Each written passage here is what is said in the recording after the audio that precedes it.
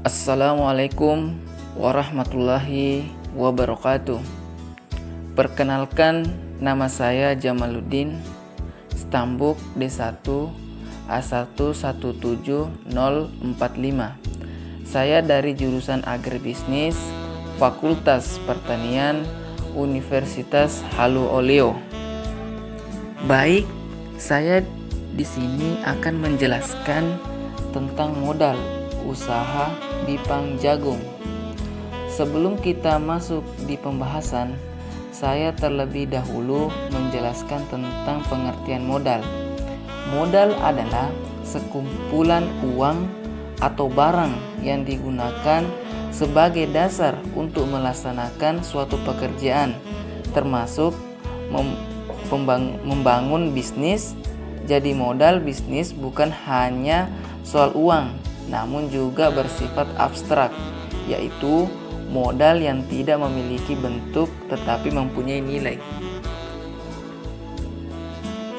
Sedangkan bisnis suatu organisasi yang menjual barang atau jasa kepada konsumen atau bisnis lainnya untuk mendapatkan laba.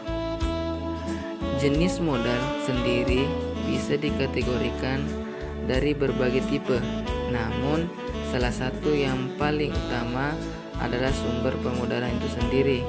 Perbedaan ini yaitu modal internal dan modal eksternal. Modal internal, sumber modal internal merupakan modal yang didapatkan dari perusahaan itu sendiri, biasanya dari hasil penjualan. Modal internal sulit digunakan untuk mengembangkan bisnis karena sifatnya yang terbatas dan sulit mengalami peningkatan signifikan. Kedua, modal eksternal. Sumber modal eksternal adalah modal yang berasal dari luar perusahaan atau dana yang diperoleh para kreditur, adapun dari pemegang saham yang dapat diambil bagian dalam perusahaan. Adanya keterbatasan pada modal internal sehingga perlu adanya modal eksternal yang bisa didapatkan dari luar dan sifatnya tidak terbatas. Baik, kembali ke pembahasan tentang modal usaha bisnis bipang jagung. Saya punya tetangga yang bernama Arifin. Ia memiliki usaha bisnis bipang jagung. Usaha bipang jagung diberi nama Bipang Padaidi. Nah, modal awal untuk bipang jagung ini kurang lebih sebesar 15 juta. Kebutuhan tersebut berasal dari biaya pembelian alat-alat produksi seperti biaya bahan baku dan biaya pendukung.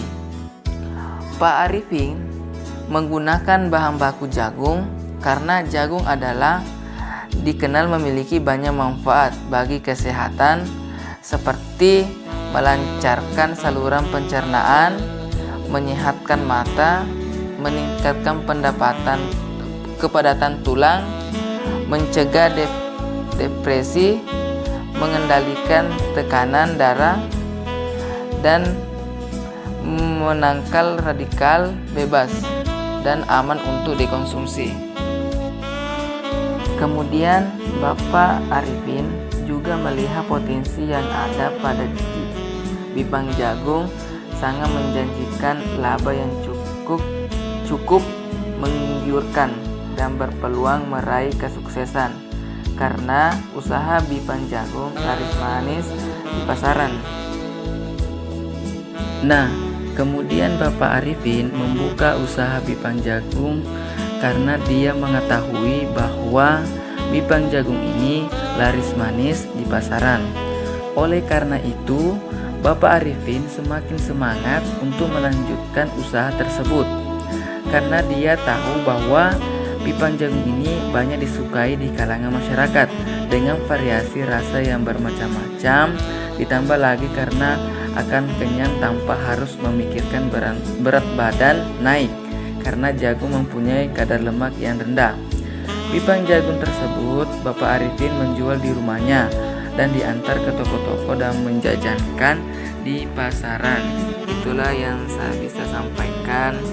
Lebih dan kurangnya mohon dimaafkan. Saya akhiri dengan ucapan billahi taufiq wal hidayah. Wassalamualaikum warahmatullahi wabarakatuh. Terima kasih.